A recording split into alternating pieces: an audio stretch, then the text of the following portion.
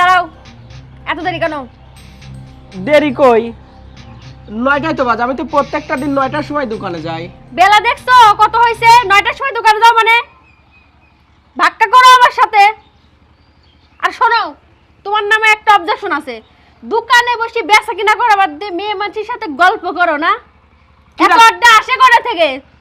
কিরা কইছে তোমার কাছে এই কথা? একবারে ডাসা মিথ্যে কথা কইছে। আমি কোনো মেয়ের সাথে গল্পই করিনি। আমার নামে এসব উল্টাপাল্টা কথা তোমার কাছে লাগাইছে। চুপ! সত্যি মিথ্যে আমি জানি। তোমার যে নিসার কিরকম সেটা জানি আমি। ওই মনটা সব সুক করে মেয়ে মানুষের পিছনে, সেটা কি জানি না? লজ্জা করে না? ঘরে একটা বউ আছে। আমি সাপ করে দিচ্ছি।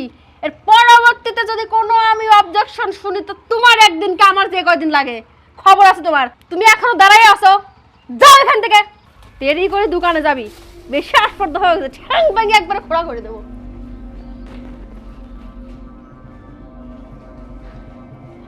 কি ব্যাপার? বুড়াটাক দেখতেছে না যে? নিশ্চয় নাক ফোলা ফোলা ঘুম পাচ্ছে না। আমার বাড়িতে সব চলবে না।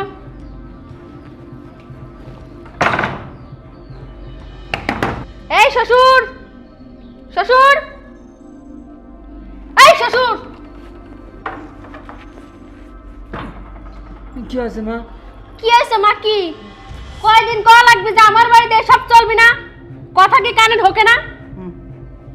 কি করবো আমি এখন? কি করবেন? আপনি না কইছে যে এত বেলা পর্যন্ত ঘুমানো যাবে না। আপনি মুরব্বী মানুষ জন্য আপনাকে সেভাবে কিছু করা হয় না, কিন্তু আর তো না। আচ্ছা মুন্ডাই স্যার যে গলাটা টিপে মারি ফেলা দেয়, কিন্তু করবে পারি না। কি করবো মুরব্বী মানুষ? শোনেন, কাল কি থেকে জানো আপনাকে আর এই বেলা পর্যন্ত ঘুমানো না দেখি। ফজরের আজান দেওয়ার সাথে সাথে উঠানো চাই। আচ্ছা আর বাড়ির যত বাজার ঘাট আছে সব আপনি করবেন। খায় খায় গায়ে তো তেল লাগাইছেন ভালোই। হ্যাঁ, কাম হওয়ার বেলায় নাই কোনো কামে দিলে পারতেছি না, নাটক শুরু হয়ে যায় নাকি? আমার বাড়িতে এসব চলবে না। আমার বাড়িতে থাকতে লাগলি খাইটি খাওয়া লাগবে, বুঝতে পারছেন? মনে থাকবে নি কথাগুলো যেন মাথার মধ্যে থাকে। বুড়ো হনুমান খালি খায় আর ঘুমায়, তেল ধরে গেছে। ও মা বললা, এবার বেটার বউ তো কোনো জায়গায় দেখি নাই। বেটার বউ এসে আব্বা আব্বা করে ডাকবি, ওরে মা মরছি রে। আব্বা তাড়াতাড়ি আসো, বাড়িতে একটু ফাঁকে আসো। বোঝো না, তোমার বউমা শুনলি পরে সমস্যা। মেলা ফাঁকে চলে আসছি। শোনো, তোমাক একটা কথা কল লাগি না, যারা ডাকিলে আইছি আমি। কি কত দেহে? আমাকে দেখে শুনে বিয়ে দিলে, এত সুন্দর একটা বৌমা এনে দিলে। তোমার এই সুন্দর বৌমা আমার উপর যে অত্যাচার করতেছে আমি আর সহ্য করে পারতেছি না আব্বা। আমার মনে হচ্ছে কি এই বাড়ি ছেড়ে আমার চলে যাওয়া লাগবে, তাছাড়া আর কোনো উপায় নাই। এত অত্যাচার আমার উপর করে। এ খালি কি তোর পর করে নাই, আমার পর কি কম চালাচ্ছে নাকি? আমি ফজরের নামাজ পড়ে আসি, সকালে একটু ঘুম পারি। হ্যাঁ ওরে বাবা, আজকে আবার সকালবেলার ডাকি তুলি কি আমাকে অপমান করার গার দা মারবে লাগলে, এ তো আমার বাঁচা কঠিন হয়ে গেছে বাজান রে। শোন, এক কাম করিলে কি? চল তোর ছোট চাচার কাছে যাই, দেখি সেই কি একটা বুদ্ধি দিবিনি। তাহলে চলো আব্বা যাই। হ্যাঁ হ্যাঁ হ্যাঁ, আব্বা সমস্যা নাই, আপনি আচ্ছা। আপনি পাঠায় দেন, অসুবিধা নেই। হ্যাঁ হ্যাঁ পাঠায় দেন, সমস্যা নাই। চাচা আসসালামু আলাইকুম। আচ্ছা ভাই, ওই যে বড় ভাই আর ভাইস্তে আছে তো, একটু পরে কথা বলি ভাই। হ্যাঁ আচ্ছা ঠিক আছে। ওয়ালাইকুম আসসালাম। তাসির কেমন আছিস? ভাই কি ব্যাপার? ভালো নাই ভাই। কেন, কি হয়েছে? এই যে বেটার বউ এমন ব্যবহার করে আমার সাথে, ওরে বাবা, কোনো বেটার বউ শ্বশুরের সাথে এরকম ব্যবহার করে না। আমি একটু ফজরের নামাজ পড়ে এসে ঘুম পারি, আমাকে সকালে ডাকিয়ে তুলে সে যা ইচ্ছে তাই করলে, যেটা কওয়া যায় সেটাও করলে, যেটা কওয়া যায় না সেটাও করলে। আরও কি হইলে শুনবো, আমার এই টেবিল ধরে ধরে আবার গুছাবেল লাগলে। কত বড় সাহস, কত বড় সাহস! আপনারা দেখে শুনে আমাকে বিয়ে দিলেন, আমার উপর আপনারা বৌমা যেভাবে অন্যায় অত্যাচারগুলি করতেছে আমি তা সহ্য করে পারতেছি নি। এভাবে চলবে থাকলে পরে আমার নাই 22 দিন চলে যাওয়া লাগবে, আর নাহলে পরে আমি বিষ খায় মরে যাব। শোন, আমার মাথায় একটা বুদ্ধি আছে। কি সেই বুদ্ধি কাম করবে পারবো নি? কন? ওই বুদ্ধির যদি কাম করবে পারিস, তাহলে মনে করবো যে ওই বউ সোজা হবি, তাছাড়া সোজা হচ্ছে না। কন যা করবেন আমি সব কিছু। বুদ্ধিটা হচ্ছে, তোর আর একটা বিয়ে করা লাগবে। হ্যাঁ, তাই কোনদিন হলে? এটা কিরম কথা কইছেন? বিয়ে করলে কি সমাধান হবে নাকি? কি কন? বেশ ভালো কথা, বিয়ে করবে না, তাহলে অত্যাচার সহ্য করো আর মনে করো মুখ বুঝে সহ্য করো। না না, তা পারবো না। আপনি যেটা ভালো মনে হয় আপনি সেটা করেন। ঠিক আছে, তোর কাছে আছি, তুই যেটা ভালো মনে করিস সেটাই আমরা শুনবো না। তোর এখন বিয়ে করা লাগবি, উইতে নিয়ে একটা মনে করবো চড়া মেয়ে বিয়ে করা লাগবি, যাতে উইক শাসন করবে পারে। আর সে ব্যাপারে তোর চিন্তা করা লাগবে না, মেয়ে ম্যানেজ করে দেবো আমি। আচ্ছা ঠিক আছে, আপনারা যেটা ভালো মনে করেন সেটাই করেন। ঠিক আছে, তাহলে আমি 2-1 দিনের মধ্যে এই ব্যবস্থা করে দিচ্ছি। বড় ভাই চলেন নিচে যাই, কটা খাওয়া দাওয়া করে তারপরে যান। আসেন। ওই এত বড় আস্পর্ধা। আয় দাঁড়াও, এটা কে? এটা আমার বউ। বউ মানে? এই ড্রেস তো তোমার বউ হয়, তাহলে আমি কি দা? তুমিও বউ, দুইজনই বউ। নাটক চলতেছে এখানে নাকি দুজন বউ হয়? এই চুপ, আওয়াজ নিচে।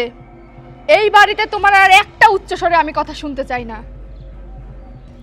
এই বাড়িতে শুধু এখন থেকে আমার হুকুম চলবে, আর আমি যা হুকুম করবে সেটা তোমার অক্ষরে অক্ষরে পালন করতে হবে। মানেটা কি? মামার বাড়ির আবদার নাকি?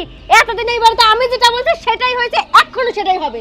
আমি এই বাড়ির বউ, আমি যেটা বলবো সেটাই। তুমি কেউ না, বের হও বাড়ি থেকে। ও মা মামা, দেখো, এই চোখ ছোট করো, দেখি তোমার চোখ দুইটা। চোখ দুইটা তো সুন্দরী, তোমার চোখ দুইটা না আমার তুলে আনতে মন চাচ্ছে। তুলবো নাকি চোখ দুইটা? শুনছেন, বাড়িতে আসতে না আসতে আমার উপর খবরদারি শুরু করছে। এটা কিন্তু আমি কখনোই মানবো না।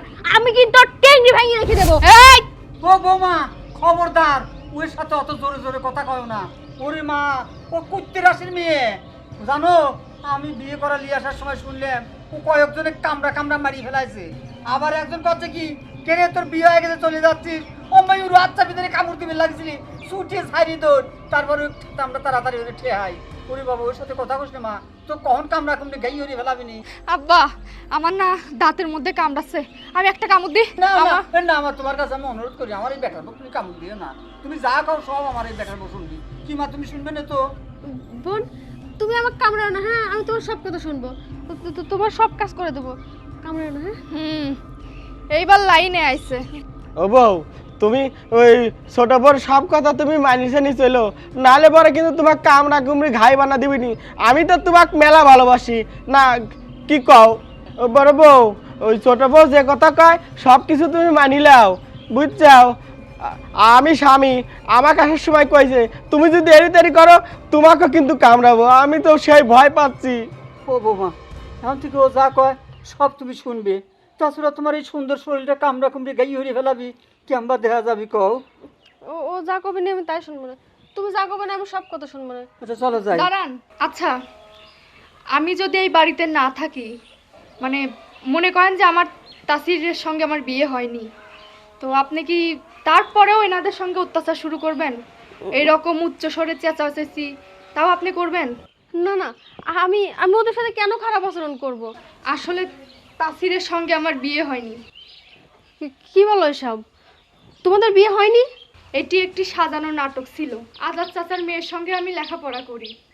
আজাদ চাচা আমাকে একদিন গিয়ে আপনার কথা বলল।